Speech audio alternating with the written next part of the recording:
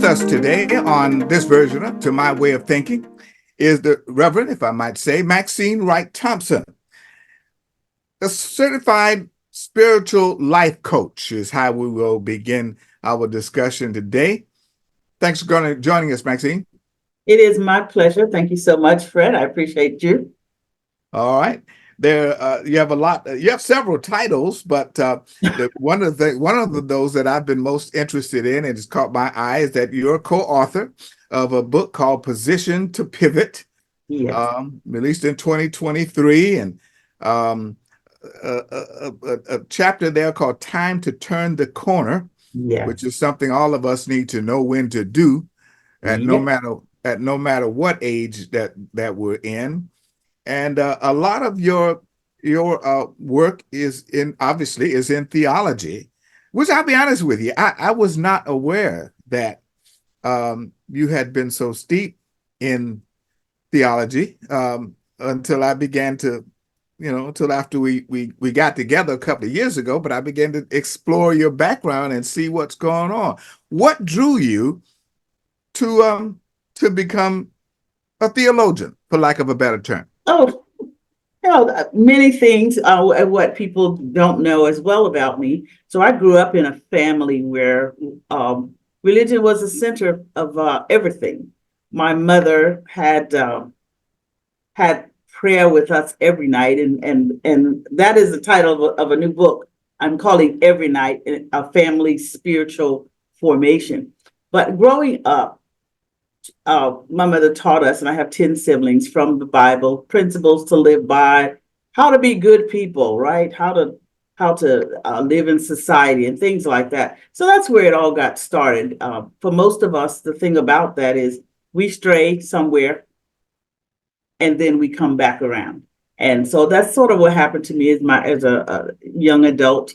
Had a little bit of life going on, and I came back around to being really involved and concerned about my spiritual life and my relationship with God. So from there, it progressed, later becoming an ordained clergy and just really being involved in religious life, which I love. And I then went to school later in life. I went back to school at 48. I don't know if you know all of that. I went back to school to complete my undergraduate degree when I was 48 years old. I went to Spelman College and got a bachelor's in religion, and then went on from there to get a master's in divinity at Emory University, the Candler School of Theology. And it just progressed from there. Well, I saw at one point here you lived in the Middle East for, is that a decade? Is that what I see? Yes. Yeah, we lived in the Middle East for 10 years. That indeed was a life-changing event in many, many, many, many ways. I had a daughter. We had her, and 6 months later we went to live. And at the time, my husband and I went to live in Riyadh, Saudi Arabia, of all places in the world. I didn't even know where that was. Well, how hospitable was it for Christians? Yeah, there's plenty of stories to tell about that, because the Saudis are very devoted and strict about about Islam and what you can and can't do. Right. So when we entered the country, we could only meet in groups of 25. We met in our homes. People there were already meeting, so we joined that. We later ended up having services in our home, and I remember about the time we were leaving. Well, we were leaving in about 4 years. We had 150 people in our house, clearly violating everything. But it was a auspicious moment that we reached out to people from all over the world, who some of them said they'd never heard about Jesus Christ and things like that. But the stay in the Middle East was fulfilling, exciting, unexpected in many, many, many ways. So there are plenty of stories to tell. Big stories, big. Well, let's come home for a minute. There is a church literally on every corner. There are enough churches where if we walk from corner to corner, and I know for particularly, I'm still down here in the deep South, so I know there's literally every corner. I can't get past a corner without finding a church of some denomination there. Yeah. But yet and still, we have the same set of problems among folks. In many cases, the problems of poverty and crime, um, Yep. and families being broken up and breaking themselves up is still there. Yep. Yep. Why, with all of these churches that are surrounding our communities that we've all grown up with, why are we still having these kinds of issues in our society, particularly here in the United States? Well, come on. It is the problem of the world. It is a humanity problem. Keep in mind, many churches, and if we were to take our own poll, we would find that churches are doing dynamic jobs reaching out to people in their community and beyond. So the fact that there are churches on every corner is a good thing, because that church can do what they can do in that corner of the world. Um, just like when Jesus walked the earth, not everybody believed what he was talking about. Not everybody said, oh, yeah, let's do that. That's a good thing. He had a lot of opposition, if you can remember from all the stories. The opposition to faith or something that's different from what I want to do is everywhere. This idea of churches on every corner is good, and people are doing good work in every area. And you know, I used to think churches on every corner was only in the Black community. But when I moved to Atlanta, it's like I could see clearer. And there's a big Baptist church on this corner. Across the street is a big Presbyterian church. Over there is a Catholic church. And I'm saying, wait, it's the same concept. Churches Yes. on every corner. It is Yes. our hope that churches on every corner is able to do something good in that community, and the world become saved by it. They help hungry, they feed the hungry, they help people in need. All the things churches do. So it's a human problem, though. Well, I guess then, given that positive outlook on things, that you're seeing, obviously, I mean, you see that religion, theology is a positive thing, but since we all are, it's also a derivative of us all living in the times of Babylon, because there are so many languages. Yes. With all the denominations, and pull from here to there. Yeah. And believing what's the state? Let's boil it down even narrower. What's the Okay. state? Because I go to a Black church. So Okay. what do you see as the state of the church, and particularly the Black church in these days and times, as you have visited them and you look across the spectrum? Listen, I believe the church is thriving. You know, we see problems everywhere, and there are problems everywhere, no matter what we say or how we look at it. But the church is thriving. In our community, the African American community, churches are growing and getting bigger and bigger, and there are people who've never visited church before are coming. There is a big exodus from the church. You know, there's some real stuff going on. The big exodus is the younger people. They're saying, I don't want to go to church. I don't believe in that. So some of the things the church is not doing is reaching the young people with the issues they want to talk about. That's very problematic. So the church has to take a turn and do some things better in terms of talking about real life issues. And, you know, and I can tell you those issues have to do with LGBTQ and all of this. The church has to reach out to people and reach their spirit and their souls, and get them to understand that God loves everybody. You know, and then of course, even saying that promotes another issue that somebody will want to debate. But the church is doing what the church can do. Can the church do better? Yes. But I choose to see it, like you say, in a positive light, that there are people there giving what they can, giving all they can, reaching out to people to help in multiple kinds of ways, not just only traditional ways, but multiple ways in helping people realize that there is a power greater than themselves that's here in the earth that can help them. And then we humans, we can put some meat on the bone, so to speak, to help people see the idea of a God that cares for them. Now, I've seen a bit of a change, and pastors have noted this, obviously, after the pandemic. in which a lot of churches who had not been online, even remotely at that time, have found themselves having to go online. Mm-hmm. But I'm hearing from pastors, and I'm seeing it, that the attendance is not the same, except for some of the mega churches, like the one out there in Texas. Uh, Certain mega churches are Yeah. getting attendance, but a lot of the neighborhood churches and those are not getting the attendance that they once got. But they appear to be making it up with online attendance. So is that something you're seeing and hearing? Yes, we're experiencing that as well at my church. We have people from all over the world Mm-hmm. coming online on Sunday mornings.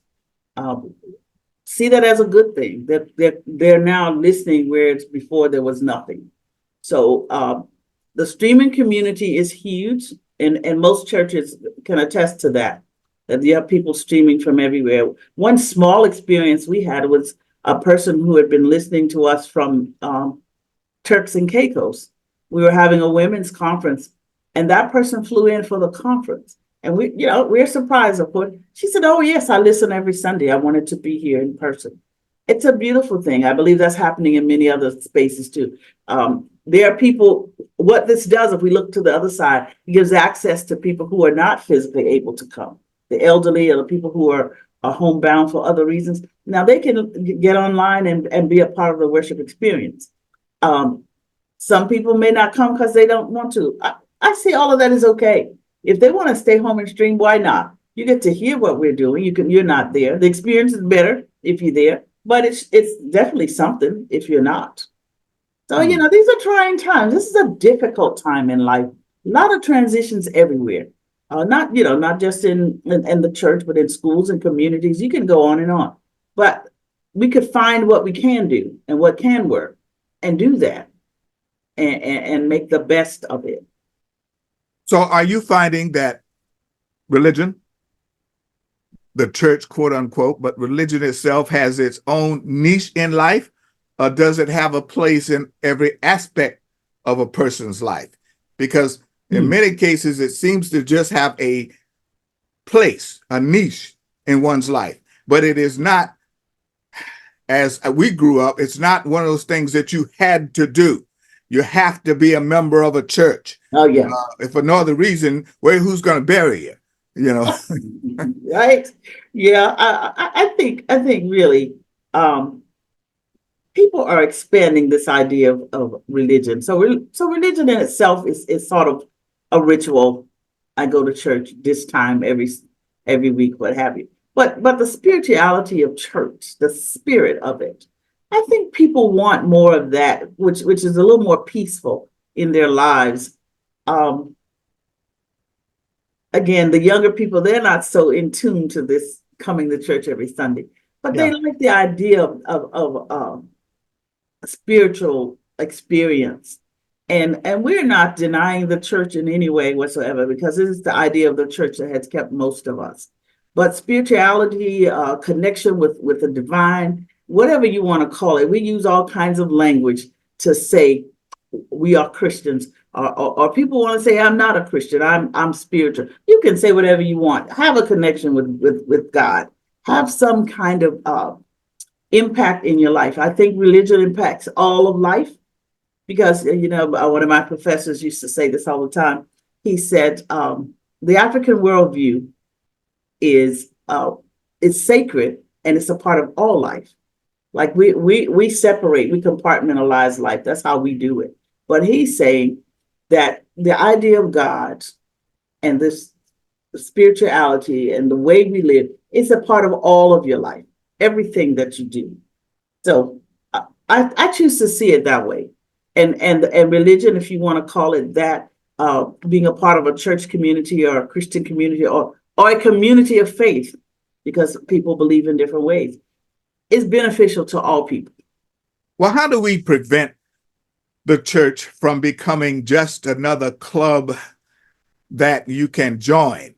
The nice thing about the most of the churches is that even though the tithes is the membership fee, and so to speak, in cases, it's Yeah. not demanded of you. But how do we it appears to me, and I've been in church all my life, all of it. Mm-hmm.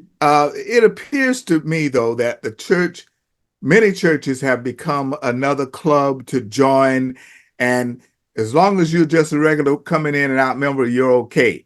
But once you decide that you want to start moving up in the ranks to deacon, deaconess, minister, assistant minister, then that's when the politics of it all begins to come into play. How can we prevent this notion that the church in many cases is just another club to join? Well, if you go and be a part of it, you will get the revelation that it's not a club. It's not a club. It's a place where people belong, where families belong, where families come to be a part. Listen, about a part of God's business. It's not everyone who feels like, oh yes, I need to be a deacon and I need to be a this. To be a deacon is considered an honor. To serve the people of God, to through the church it's an honor. I know it looks like people think like, oh, this is just the club and this is just this. It is not. It's a real place where people love God, where people are doing all they can to be the best that they can, to share the love of Jesus Christ. And when they are going through things, and people are going through things, when you think about a heartache, heartbreak, death, divorce, children who are, there's abuse in the world, all the things, people are looking for a place to find some encouragement, some joy, some way to manage. Give me some tools to work with so I can live a better life. How do I get myself out of this place I'm in? I'm stuck right here. I don't want to be stuck. What can I get from you, from the church, from the people of God that can help me move from this space?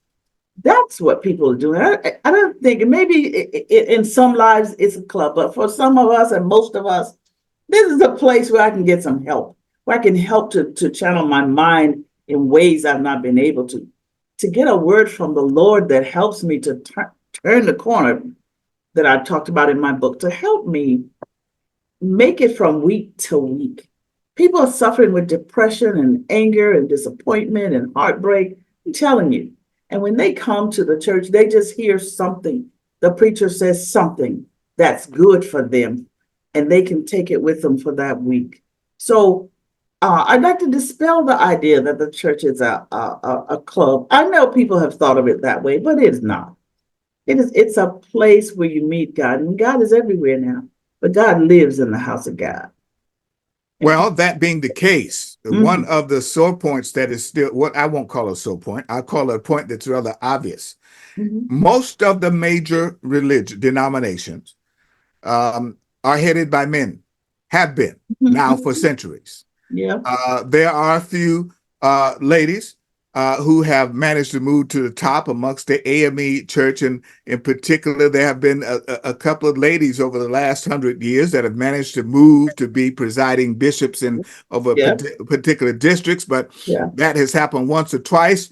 In the Baptist realm, I can't think of any uh, female, a lady Baptist that heads a Baptist church. I'm sure they're out there, but I have not met one or read one that's of terrible note.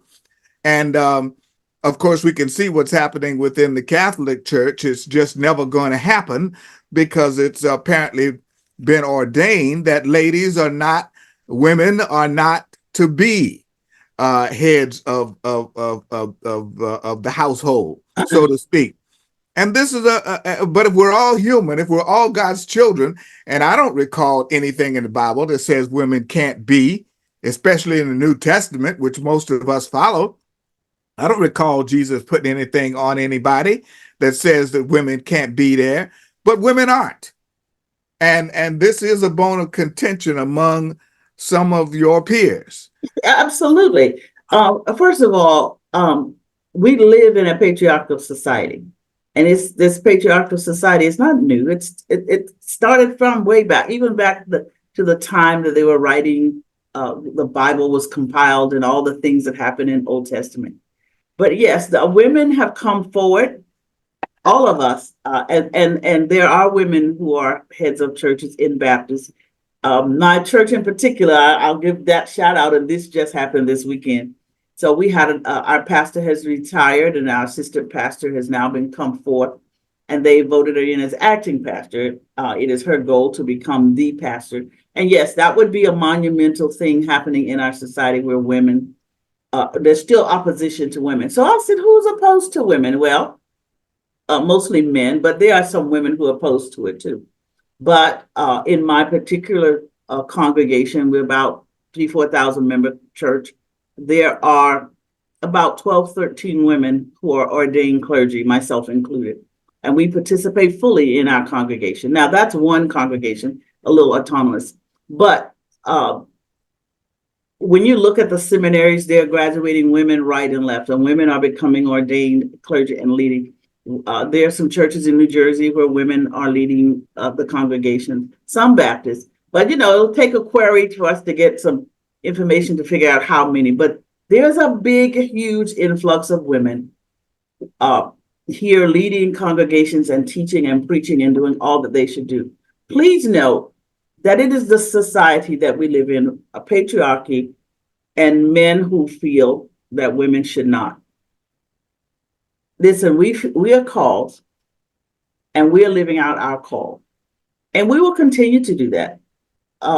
Seminaries are taking women in droves. The admissions is right about 50-50 now, whereas before it wasn't. But it's like that in other professions as well. In medicine, I actually work in medical school admissions. It's the same thing. Men still, kind of frown on women, but women keep coming. You can go down the list of all professional lawyers. My daughter's a lawyer. There's still women not getting their due as attorneys. So there are many professions where this is so, but in the church, women are boldly stepping forward and doing what they can do. And we're very proud of it. It's hard work, it's good work, and it's our desire. And those who oppose it, well, they can stay in that realm if they want to. I don't think the women are going away. I'm not. So it's going to be what it is. All right. Yeah. Position to pivot. Yes. Time to turn the corner. Yes. Graduate of Candler School of Theology at Emory University, and of course a BA from Spelman, as you mentioned earlier. Yes. One final note. What's next? Okay. Well, I just want to show that this is it's published. It's out there. Amen. It's a collaboration with 11 other women, and we're very proud of this work. Time to turn the corner. So everybody's going through something. Get ready to let go. You got to let go of some stuff. That's part of the problem. We carry too many things. Let go and turn the corner to the greater life. I mean, God is greater for all of us, and we need to turn that corner, get ready to do and go on and do and live a life that we want.